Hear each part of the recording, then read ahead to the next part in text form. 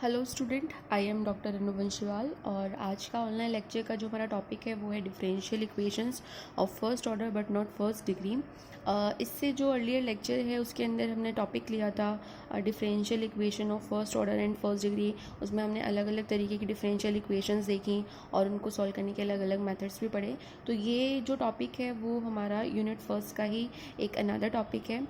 Chapter 2 में ये topic जो है वो आप लोग देखेंगे और इस टॉपिक के अंदर हम देखेंगे कि इस टाइप की इक्वेशंस जो हैं जो फर्स्ट ऑर्डर की तो हैं बट फर्स्ट डिग्री की नहीं है, वो उनका प्रारूप क्या होता है, वो किस तरीके की दिखती हैं और उनको सॉल्व करने के लिए कौन कौन से मेथड जो है वो हम काम में लेंगे। तो सबसे पहले हम differential equation of first order and first degree देखते हैं कि ये जो इक्वेशन है वो किस तरीके की हमारे पास में दिखाई देती है। तो सबसे पहले ये जो इक्वेशंस होती हैं ये एक स्पेशल टाइप की इक्वेशंस होती हैं।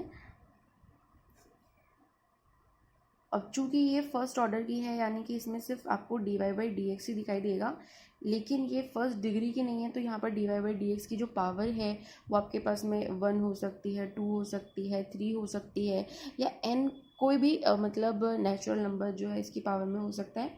तो यहाँ पर dy बाई डी एक्स को इस टाइप की जो इक्वेशंस होती हैं उनमें हम p से रिप्रेजेंट करते हैं, ये हमें ध्यान रखना है। तो जो इनका प्रारूप होता है इस तरीके की जो इक्वेशंस है इनका वो कुछ इस तरीके का दिखाई देता है। dy बाई डी एक्स की आपके पास में दिखाई देगा इक्वेशन के अंदर, उसके ऊपर पावर n हो सकती है, साथ में कोई आपके पास में p1 कोई वेरिएबल है जो x और y का फंक्शन है उसके साथ हो सकता है dy बाई डी एक्स की पावर जो है वो n-1 दिखाई दे। और इसी तरीके से सो ऑन pn-1 कोई हमारे पास में वेरिएबल है और उसके साथ साथ dy बाई डी एक्स है, इसकी जो पावर है वो हमारे पास में 1 है और लास्ट में कोई pn है इक्वल्स टू 0। सबसे पहले हम ये p1 p2 जो कैपिटल में काम में ले रहे हैं इनको हम डिफाइन करते हैं। ये क्या है, हमारे पास में x y के फलन है, फंक्शन है, ये ध्यान रखना है हमें। और अब आप चाहें तो ये dy बाई डी एक्स जो हमने p से रिप्रेजेंट करते हैं हम इसको रिप्लेस कर सकते हैं। तो ये जो इक्वेशन है हमारे पास में इसको हम रिप्लेस कर सकते हैं p की पावर n स्मॉल p और ये है कैपिटल p1 स्मॉल p की power n-1 and so on pn-1 small p की power 1 plus pn equals to 0। तो जो ये इक्वेशन है वही इसी का रिड्यूसिबल जो फॉर्म है वो मेरे पास में ये हो जाएगा, क्योंकि यहाँ इस टाइप की इक्वेशंस में हम क्या ले रहे हैं, dy बाई डी एक्स जो है वो सम p के बराबर है। अब ये जो इक्वेशन है इसको अगर हम नॉर्मली लिखना चाहें तो कैसे लिख सकते हैं कि इस टाइप की जो डिफरेंशियल इक्वेशंस हैं वो एक्चुअल में फंक्शन किसका है, x का, y का और स्मॉल p इक्वल्स टू 0। क्योंकि आपको इस इक्वेशन में क्या दिखाई दे रहा है कि यहाँ पर स्मॉल p आ रहा है, ये जो p1 है वो क्या है, x y का फलन है। तो इस टाइप की जो डिफरेंशियल इक्वेशन होती हैं जो फर्स्ट ऑर्डर की हैं बट फर्स्ट डिग्री की नहीं है, तो इस इक्वेशन को हम इस फॉर्म में भी लिख सकते हैं। यानी कि ये इक्वेशन जो है वो बेसिकली x y और स्मॉल p की क्या होती है, फंक्शन होती है। तो हम इन्हें इस प्रारूप में भी लिख सकते हैं। अब जो नेक्स्ट हमारे पास में टॉपिक आता है वो है कि इन इक्वेशंस को हम सॉल्व कैसे करते हैं। तो इनको जो सॉल्व करने के लिए है हमारे पास में निम्न प्रकार से हम इनको सॉल्व करते हैं। तो जो मेन हमारे टॉपिक्स हैं जो हमारे सिलेबस में दिए हुए हैं उनमें फर्स्ट जो है कि p के लिए हल करने योग्य। अभी आप सिर्फ टॉपिक का नाम देख लें, जब हम इस टॉपिक को डेप्थ में डिस्कस करेंगे तब आपको समझ में आएगा कि इसका मतलब क्या है। तो यहाँ पर ये है कि कोई इक्वेशन अगर सॉल्वेबल है फॉर p। नेक्स्ट है y के लिए हल करने योग्य समीकरण यानी कि इक्वेशन सॉल्वेबल फॉर y, और इसी तरीके से x के लिए हल करने योग्य समीकरण यानी कि इक्वेशन सॉल्वेबल फॉर x। और नेक्स्ट जो है वो है हमारे पास में क्लेरॉट्स इक्वेशन। तो हम यहाँ 4 तरीके से इक्वेशन के प्रारूप देखेंगे। मतलब ये जो first order but not first degree जो हमारे पास में डिफरेंशियल इक्वेशन है, उसमें हम 4 तरीके की इक्वेशंस देखेंगे और उन 4 तरीके की इक्वेशन को सॉल्व करने का जो प्रारूप है वो हमारे पास में क्या होगा, वो हम स्टेप बाय स्टेप या टॉपिक बाय टॉपिक जो है वो डिस्कस करेंगे। तो सबसे पहले हम देखेंगे पी के लिए सॉल्व करने योग्य समीकरण जो है, ये समीकरण एक्चुअल में दिखती किस तरीके से हैं और उसके बाद में इनका सॉल्यूशन जो है वो हम किस तरीके से निकालते हैं। तो सबसे पहला जो टॉपिक है वो हमारा है पी के लिए हल होने योग्य समीकरण। यानी कि अगर कोई अवकल समीकरण जो है वो हमारे पास में पी के लिए मतलब सॉल्व हो सकती है, तो उसको हम किस तरीके से सॉल्व करते हैं। तो सबसे पहले मान लीजिए कोई इक्वेशन है, उसके अंदर आपके पास में डिफरेंशियल इक्वेशन है, उसके अंदर जो टर्म्स है वो पी की फॉर्म में आ रही है, पी के इक्वेशन की फॉर्म में आ रही है, पी की पावर की फॉर्म में आ रही है। तो सबसे पहले हम क्या करेंगे कि पी के अंदर जो टर्म्स आ रही है उन्हें हम फैक्टर्स के रूप में क्या कर लेंगे, ब्रेक कर लेंगे। ये ध्यान रखना है। सबसे पहले हमें क्या करना है, फैक्टर्स की फॉर्म में जो हमारी डिफरेंशियल इक्वेशन है उसको क्या करना है, ब्रेक करना है। और फैक्टर्स किसी होंगे, पी के। तो इस इक्वेशन को, जो भी डिफरेंशियल इक्वेशन होगी पी के अंदर, उसको हम सबसे पहले लिखेंगे इन फॉर्म ऑफ फैक्टर्स। तो मान लीजिए हमने फैक्टर्स की फॉर्म में लिखा p minus q one, p minus q two और p माइनस क्यू एन। तो यहाँ पर जितनी हमारी डिफरेंशियल इक्वेशन की डिग्री होगी उतने ही हमारे क्या आ जाएंगे, फैक्टर्स बन जाएंगे। और इस तरीके से हम हमारी डिफरेंशियल इक्वेशन को फैक्टर्स की फॉर्म में ब्रेक कर देंगे। यहाँ पर जो ये Q1, Q2, Qn है, हो सकता है आपकी डिफरेंशियल इक्वेशन के अंदर ये जो है वो सम काइंड ऑफ x और y के क्या हो, फंक्शंस हो। ये जब हम एग्जाम्पल्स करेंगे तब उसमें ईजिली क्लियरली दिखाई देगा हमें। इसके बाद में हम क्या करेंगे, ये जो फैक्टर्स हमने इक्वेशन को फैक्टर्स की फॉर्म में तोड़ा है, इसे हम क्या लिख सकते हैं, p minus q one equals to zero, p minus q two equals to zero, p minus q n equals to zero. इस तरीके से अलग अलग हमें इक्वेशंस मिल जाएंगी। इन इक्वेशंस को सॉल्व करके हमारा जो आंसर होगा, अब देखिए यहाँ पर जो p है वो हमारा क्या है, dy/dx है, और q जो है वो हमारा some kind of x y का फंक्शन है। तो जब हम इसे सॉल्व करेंगे तो हमारे पास में आंसर जो है वो किसकी फॉर्म में आएगा, x की फॉर्म में आएगा, y की फॉर्म में आएगा। और चूंकि dy/dx है, इसका हम इंटीग्रेशन करके y की वैल्यू निकालेंगे तो हमारे पास में सम कांस्टेंट भी आएगा। तो इस तरीके से हर एक फैक्टर के लिए एक इंडिविजुअल हमारे पास में क्या आएगा, रिजल्ट निकल के आएगा। मान लीजिए p माइनस क्यू वन के लिए हमारा जो रिजल्ट निकल के आया वो आया f1 xy और सम कांस्टेंट c1, और इसके लिए हमारा रिजल्ट निकल के आया f2 xy some constant c2, और इसके लिए रिजल्ट निकल के आया सम fn xy और cn। तो अब यहाँ पर ये C1, C2, Cn जो हैं ये सब क्या है, हमारे कॉन्स्टेंट्स हैं। और ये कॉन्स्टेंट्स कैसे हैं, आर्बिट्री कांस्टेंट है। तो इनको हम अलग अलग ना मान के कोई अनदर एक कॉमन जो है वो कांस्टेंट ले लेंगे c। अगर हम इसे कॉमन कांस्टेंट ले लेंगे तो ये जो सारे हमारे पास में सॉल्यूशंस आए हैं वो हमारे पास में क्या हो जाएंगे, f1 xyc, f2 xyc and fn xyc। ये अलग अलग जो है हमारे पास में क्या आ जाएंगे, सॉल्यूशन आ जाएंगे। सॉरी, ये इक्वेशन की फॉर्म में आएंगे हमारे पास में, equals to zero, equals to zero, यहाँ पे equals to zero, equals to zero और इक्वल्स टू ज़ीरो। ये इस पर्टिकुलर डिफरेंशियल इक्वेशन का सॉल्यूशन है। तो उसका जो सॉल्यूशन आएगा वो भी एक इक्वेशन की फॉर्म में आएगा। तो इक्वेशन कुछ हमारे पास में इस फॉर्म में होगी। अब ये जो अलग अलग हमारे पास में सॉल्यूशन निकल के आए हैं इन फैक्टर्स के, इनको हम क्या करेंगे, कंबाइंड लिख लेंगे। तो कंबाइंड लिखने के बाद में हमारा जो सॉल्यूशन होगा वो क्या बन जाएगा, f1 xyc, f2 xyc and so on fn xyc equals to ज़ीरो। तो अगर कोई डिफरेंशियल इक्वेशन p के लिए हल करने योग्य है तो उसका जो सॉल्यूशन है वो हम इस तरीके से करेंगे। सबसे पहले उसको p के फैक्टर्स की फॉर्म में ब्रेक कर देंगे, और ये जो फैक्टर्स है ये एक घात में तोड़ेंगे। ऐसा नहीं है यहाँ पर p स्क्वायर आ रहा है, कहीं p क्यूब आ रहा है, ऐसा नहीं। प्रथम घात में हम इन फैक्टर्स को ब्रेक करेंगे, उसके बाद में इन फैक्टर्स को अलग अलग इक्वल टू ज़ीरो करके इनकी इक्वेशंस के फॉर्म में इन्हें लिखेंगे। इन इक्वेशंस के अलग अलग सॉल्यूशन निकालेंगे। अलग अलग सॉल्यूशन निकालने के बाद में जो सॉल्यूशन आए हैं उनको मर्ज कर देंगे, और मर्ज करने के बाद में जो हमारे पास में एक्सप्रेशन आएगा वो हमारा डिफरेंशियल इक्वेशन का क्या हो जाएगा, सॉल्यूशन हो जाएगा। यानी कि पी के लिए हल होने योग्य समीकरण का सॉल्यूशन हो जाएगा। अब यहाँ जो पी के लिए हल होने योग्य समीकरण का मतलब क्या है, तो ये आपको एग्जाम्पल से समझ में आएगा। कि यहाँ पे हम एक एग्जाम्पल ले रहे हैं, इसमें हमारे पास में क्वेश्चन है p square minus 9p plus 18 equals to 0। यानी कि पूरी इक्वेशन जो है वो आपको पी की फॉर्म में दे रखी है। नेक्स्ट आप इस इक्वेशन को पी के फॉर्म में हल कर सकते हैं।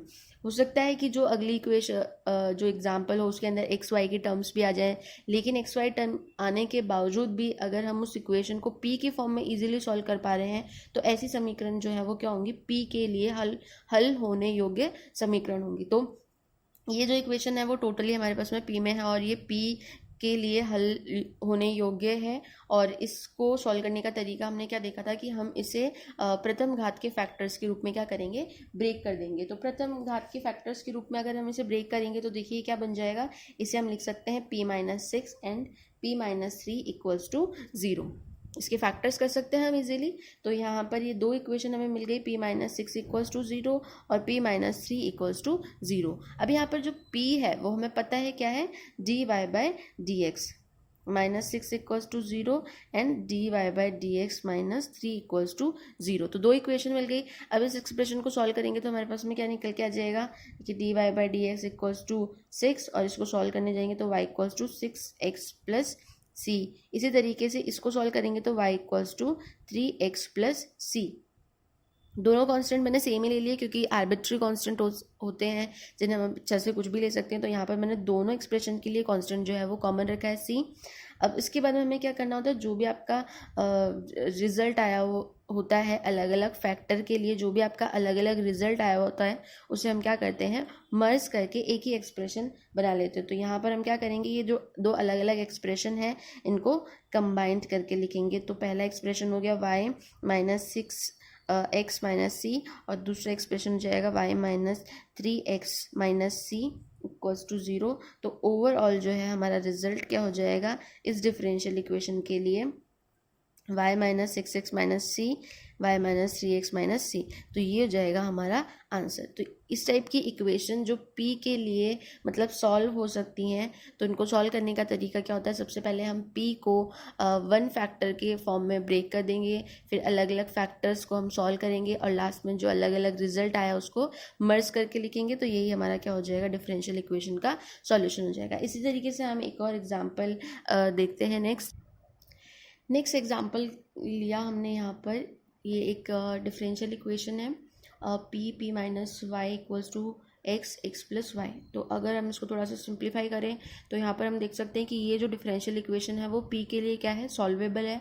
हम इसे p के फैक्टर्स की फॉर्म में क्या करेंगे, ब्रेक करेंगे। तो यहाँ देखिए हमने क्या किया, p² minus py equals to x² plus xy की जो टर्म्स थी इनको थोड़ा सा शफल किया। तो एक तरफ हमारे पास में हो गया p² माइनस x², दूसरी तरफ हो जाएगा py plus xy। p² minus x², ये ध्यान रखना है कि फैक्टर्स जो है वो प्रथम घात में होने चाहिए। तो यहाँ पर ये जो p² और x² आ रहे हैं इन्हें हमें रिड्यूस करना पड़ेगा। तो p² को हमने रिड्यूस किया तो p-x और p प्लस x की फॉर्म में हम इसको प्रथम घात के फैक्टर्स में ब्रेक कर सकते हैं। और यहाँ पर अगर हम y कॉमन लेंगे तो हो जाएगा हमारे पास में p प्लस x। इसके बाद में हम क्या करेंगे, p प्लस x दोनों फैक्टर्स में कॉमन दिखाई दे रहा है, तो हमने क्या किया, p प्लस x को कॉमन लिया। तो हमारे पास में क्या बच जाएगा, p माइनस x, ये p माइनस एक्स, और ये जो इधर आएगा एक्सप्रेशन तो यहाँ पे क्या आ जाएगा, माइनस का y equals to 0।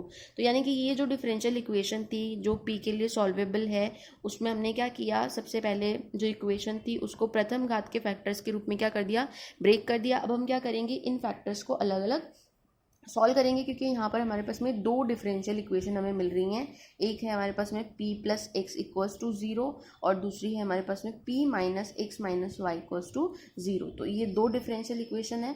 Differential equation कैसे है, ये जो p है वो यहाँ पर स्टैंड कर रहा है किसके लिए, dy/dx के लिए, ये हमें याद रखना है। तो dy/dx plus x equals to 0, ये हमारी डिफरेंशियल इक्वेशन होगी एक, और दूसरी हो जाएगी dy/dx minus y minus x equals to 0।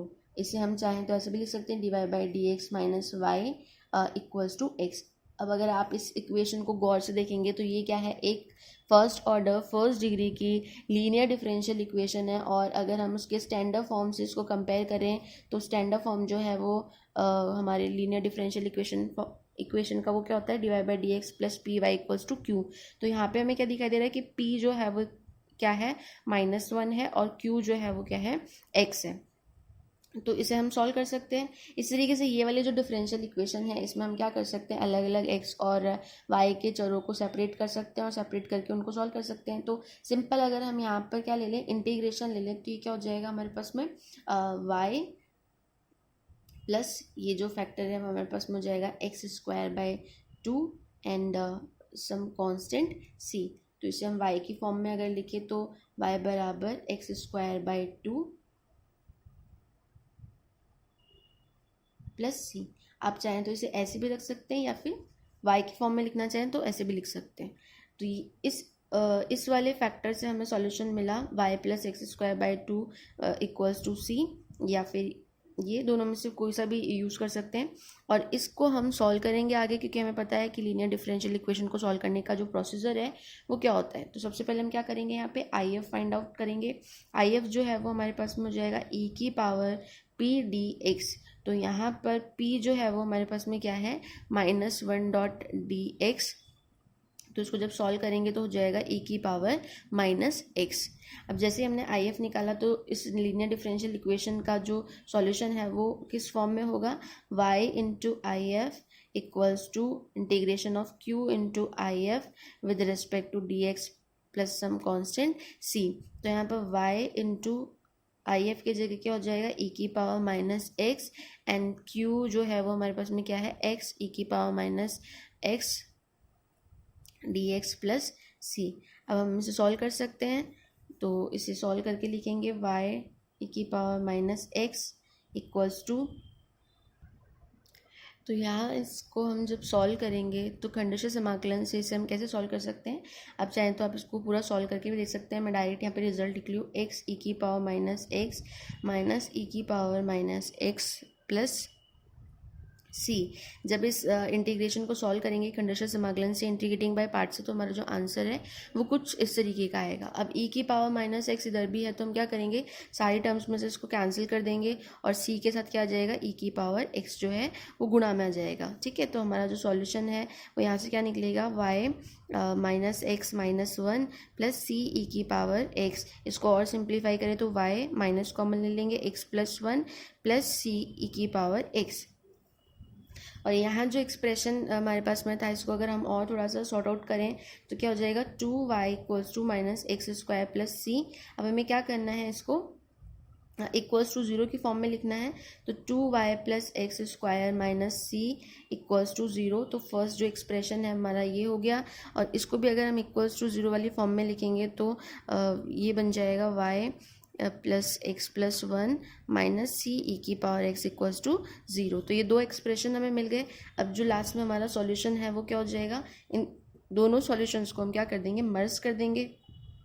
तो मर्ज करने के बाद हमारा सॉल्यूशन क्या बनेगा, 2y plus x² minus c y plus x+1 minus c e⁻x equals to 0। तो ओवरऑल जो रिजल्ट है वो हमारे पास में क्या निकल के आ गया, ये। तो इस तरीके की जो इक्वेशन है जो p के लिए सॉल्वेबल है, जिन्हें हम p के लिए सॉल्व कर सकते हैं। तो सबसे पहले ऐसी इक्वेशंस को क्या करेंगे हम, प्रथम घात यानी कि एक घात सिंगल डिग्री की फैक्टर्स के रूप में इसे क्या करेंगे, ब्रेक कर देंगे। फैक्टर्स के रूप में ब्रेक करने के बाद में हम क्या करेंगे, अलग अलग फैक्टर्स से हम क्या करेंगे, अलग अलग इक्वेशन बनाएंगे, अलग अलग इक्वेशन के अलग अलग सॉल्यूशन निकालेंगे और लास्ट में उन सॉल्यूशन को क्या कर देंगे, मर्ज कर देंगे। तो ये जो है वो हमारा क्या हो जाएगा, रिक्वायर्ड रिजल्ट हो जाएगा फॉर दिस डिफरेंशियल इक्वेशन। ये ऐसी डिफरेंशियल इक्वेशन है जो हमारे पास में प्रथम ऑर्डर की तो है, लेकिन जो फर्स्ट डिग्री की नहीं है, क्योंकि अगर आप देखेंगे तो यहाँ पे p² की टर्म बन रही है और p जो है एक्चुअल में क्या है, dy/dx। तो dy/dx तो प्रथम मतलब कोटि तो है, मतलब फर्स्ट ऑर्डर तो है, बट इसकी पावर चूंकि 2 है तो इसका मतलब ये इक्वेशन जो है वो प्रथम घात की नहीं है। तो इस तरीके की छोटी छोटी चीज़ें जिनमें आप सेल्फ असेस कर सकते हैं कि कैसे ये इक्वेशन फर्स्ट ऑर्डर की है, फर्स्ट डिग्री की नहीं है, और कैसे ये इक्वेशन पी के लिए सॉल्वेबल है या नहीं है। आगे जो टॉपिक्स आएंगे उनमें आपको और क्लियर होगा कि कैसे ये इक्वेशन पी के लिए सॉल्वेबल है, वाई और एक्स के लिए सॉल्वेबल नहीं है। तो नेक्स्ट जो टॉपिक हम पढ़ेंगे उसके अंदर हम इक्वेशंस देखेंगे जो वाई के लिए सॉल्वेबल है, यानी कि इक्वेशन को हम पहले वाई की फॉर्म में लिखेंगे और उसके बाद उसको किस तरीके से सॉल्व करते हैं वो हम नेक्स्ट टॉपिक में देखेंगे। तो ये जो वीडियो है वो आपको कॉलेज की यूट्यूब हैंडल में BSc part second year maths playlist option में जाके मिलेगा। Thank you.